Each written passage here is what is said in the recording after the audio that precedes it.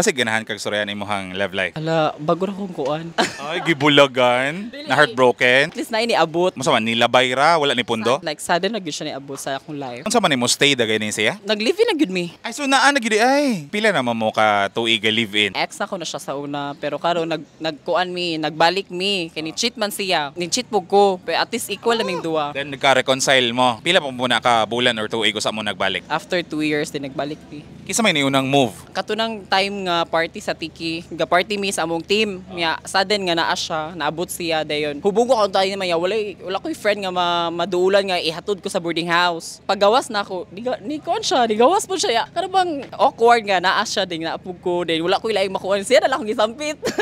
Kining asa din mo naghibalagay? Facebook dating. Pila man mo ka years atong before mo nagbulag pod? 1 year. Pila po ka year after sa bulag? Mga 6 months ra. Karon, so far pila na mo ka years in total? Kuaron siya, totalon siya mga 4 years and 3 months. Ay, tutuod na sad no. Pero straight siya, dili siya bisexual. Straight good siya. Anong nagka-decide mo, nagka-clickanay mo to sa Facebook dating? Kuan mo ko na po ko'y pagka sounds funny, crazy ana ba. Ya ganaman siya ginana po di ay ang dating. Like opposite po niya kay hilumon mapudto. Ganahan sa simong humor? Oo, correct. Anang wild.